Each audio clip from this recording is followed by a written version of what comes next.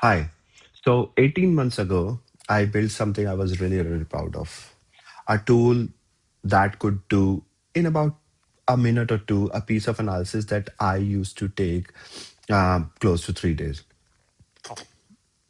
After that, I remember sitting in my car, not celebrating, but doing the math on how many people that used to take 3 days worth of work away from, and whether one of them was about to ask me why they still had a job. Uh, I work in enterprise AI. This is literally what I do. And even I sat there unsure what to feel. So, whatever you're feeling about AI right now in your home, your school, your workplace, you're not behind.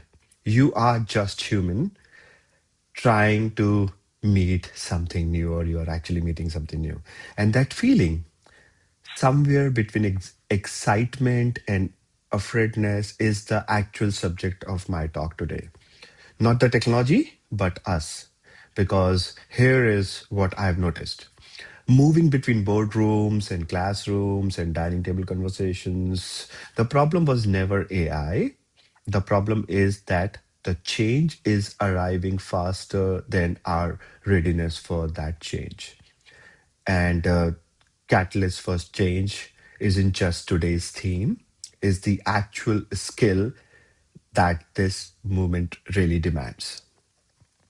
A catalyst does not wait for change to happen to them. A catalyst basically walks towards the change and try to help it happen and happen it well for everybody, even standing around him. He also tries to make it happen well for them. So I want to give you 5 things that do exactly the same, not the technical skill, but the human ones.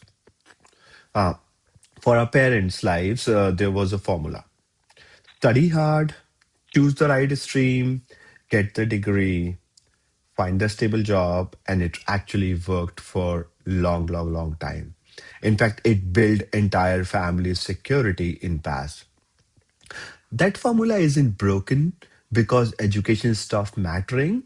It actually under pressure because the world stopped rewarding the same thing it used to reward. Knowing the right answer used to be an edge, but today a machine can produce an answer in 3 seconds. So the edge has moved or it's gone to people. Actually, it has moved to people who ask better questions, adopt faster, and think for themselves. They don't looking for somebody else to give them an answer, right? This isn't a school problem itself. It's a parents trying to guide a child change a career that does not exist 5 years ago. It's a shop owner deciding whether a new tool is worth his money. It's every one of us. Somewhere in our life right now, we all are facing the same questions. So, curiosity is where it all starts. When something new shows up, our instinct is resistance. This isn't for me. This is too complicated. This will ruin everything. And that night in my car, the thing that actually helped wasn't my confidence. It was just one small shift in the question from what does this replace to, actually it shift to what does this still needs me for. The question is available for anyone or everyone. A parent can ask it about a child's future. A shopkeeper can ask it about a new payment app. It does not require expertise, it just requires going first and doing it. Which brings me to something a little less comfortable: critical thinking. Yes. And here's the twist that makes this movement different from every other technological shift you have seen in past and which has happened before. AI does not just get things wrong sometime, it gets things wrong confidently. It can hand you a polished paragraph, a convincing image, a perfectly formatted report, and none of which guarantees a word of it is true. I've watched sharp, experienced professionals accept a generated, a well drafted report without checking it because it looked great and it looks finished. In the past, being literate meant you could read and write, but now it also means you can tell the difference between something that sounds right and something which is actually right. That's not technological skill, that's not technical skill, it's a habit, and it starts with just one question. Every single time, whenever something feels a little too smooth, you should ask that where did this actually come from. Now, somewhere in every AI conversation, someone will bring up creativity, right? And usually to say that it's dying actually, but I don't think it's true. If we use these tools right, it can help a student brainstorm more. A teacher can rebuild a lesson plan a night before. Uh, a small business can test five different ideas instead of just committing to one. But here's the line that actually matters: AI can generate options. Only a person can decide which one means something to him. It can produce something very, very quickly. It takes a human being to take it worth remembering. Let me tell you about a different kind of story, a different kind of moment I have with one of my friends.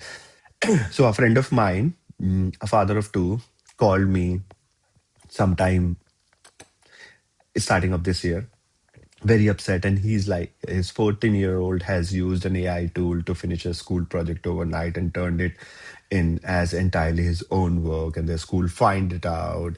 And he's angry now. The school is saying something, but he was not actually angry that that his kid used a tool. He was angry that he has hidden it from him. So we talked for a while, and then he landed on something he has landed on and stayed with me since then. Said he said that I don't actually mind him using it. I mind that he did not think it was worth telling about. And that's not the story just about a child.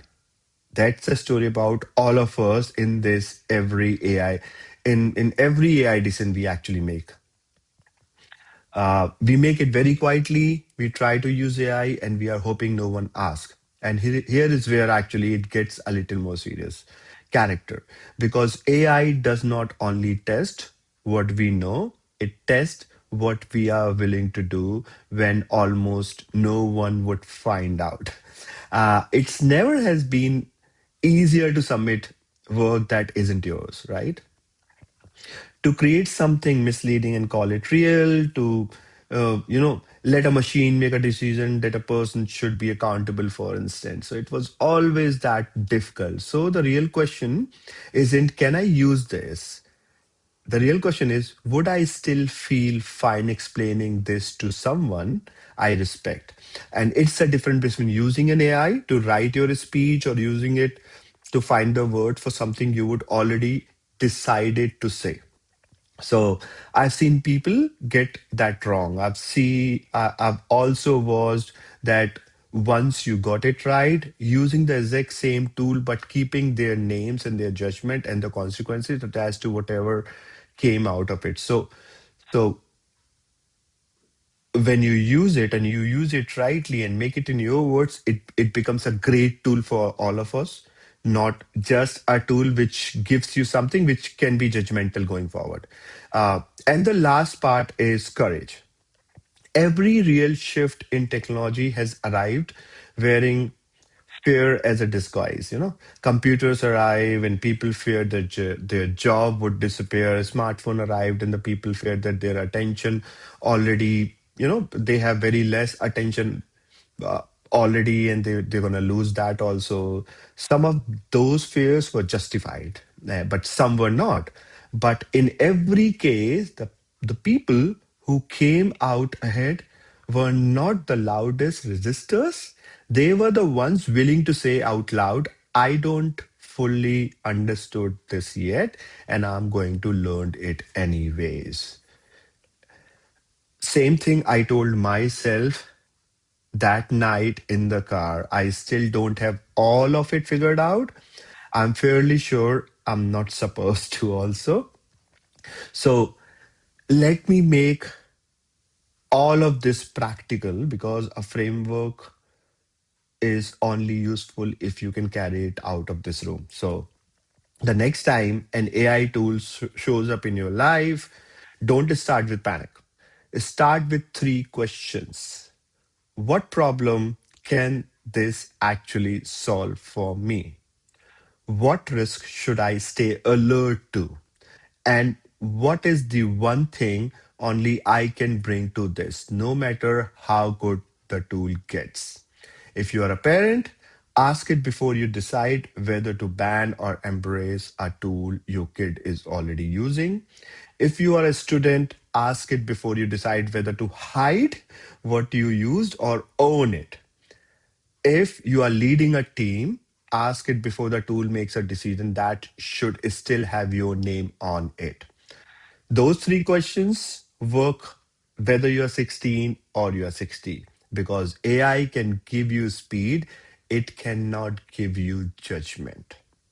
So, here what I actually want you to leave with, AI is not asking whether you can keep up with it. It's asking whether you are willing to go first in your home, your classroom, your team, so that the person standing next to you is still less afraid than you were.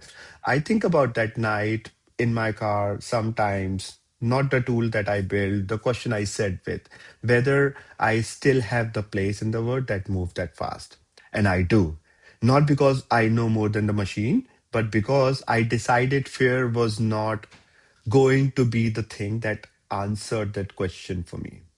That is not a technology question. It was never a technology question. It's a human one, and it's already yours to answer. Thank you so much.